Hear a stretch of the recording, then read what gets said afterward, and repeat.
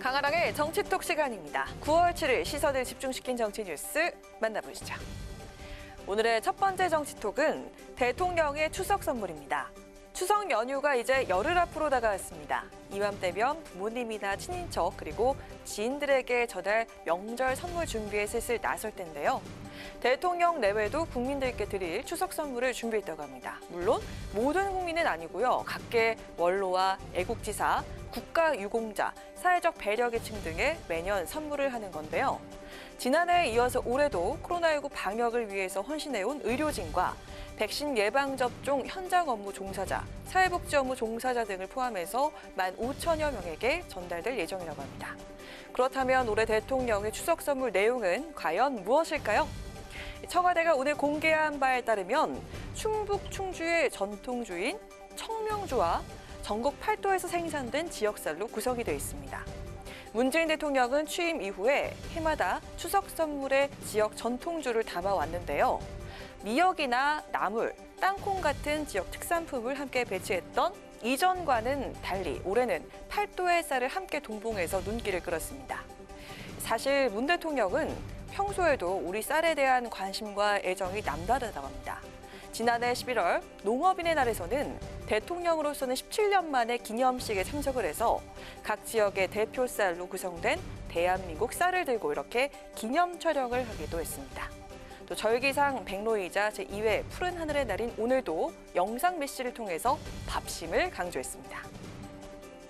백로 전에 벼가 펴야 벼가 잘 익고 풍년이 든다고 합니다. 우리는 밥을 먹고 밥심으로 하루를 살아가는 한국인입니다. 푸른 하늘이 오늘처럼 곡식과 열매를 키우고 다음 세대에도 전해지기를 기원합니다. 네, 밥심을 강조한 문재인 대통령. 8도의 쌀과 전통주를 담은 이번 추석 선물에서 한 분 한 분의 일상이 온전히 회복될 때까지 최선을 다하겠다. 작은 정성을 담아서 가족의 평안을 기원한다는 메시지도 동봉했다고 하는데요. 코로나19로 위기와 불안이 계속되고 있는 우리 국민들에게 마음만큼은 풍요롭고 따뜻한 추석 인사가 잘 전달될 수 있길 바랍니다. 이어서 오늘의 두 번째 정치톡은 정치권도 BP 열풍입니다. 오늘 요즘 대한민국 군필자들 사이에서 외상 후 스트레스 장애를 부른다는 화제의 드라마가 있죠. 공개 열흘밖에 안 됐는데 유튜브와 SNS를 뒤덮으면서 신드롬을 낳고 있는 넷플릭스의 극사실주의 드라마 DP입니다. 너는 그냥 마음에 안 들어. 이병! 야. 이병!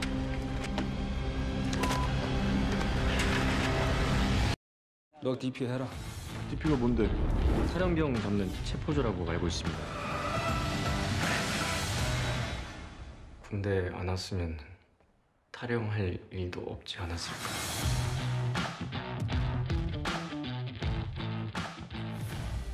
탈영병을 잡는 체포조를 중심으로 군대 내 가혹행위와 부조리를 담고 있는 내용의 이 드라마.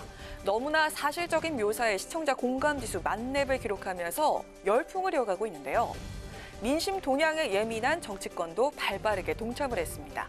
여야의 대선 후보들이 앞다퉈 시청 인증과 감상평을 내놔서 눈길을 끌었는데요. 먼저 민주당의 이재명 후보, 야만의 역사, 적폐 중의 적폐라고 지적을 했습니다.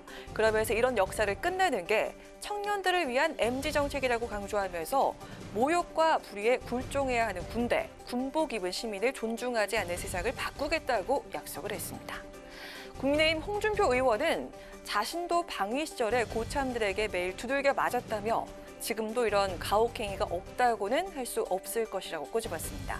그러면서 젊은이들을 징병의 멍에에서 풀어줄 때가 됐다며 자신이 모병제 전환을 공약한 이유라고 설명을 했습니다.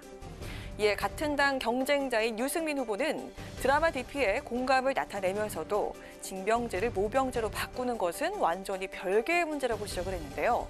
모병제를 한다고 해서 군대 내 부조리와 폭행이 없어지진 않는다는 겁니다. 그러면서 군대 개혁이 우선이라고 반박을 했습니다. 한편 드라마가 흥행하면서 정치권까지 이렇게 관심을 보이자 급기야 군 당국까지 나서서 해명하는 상황이 빚어졌습니다. 직접 들어보시죠.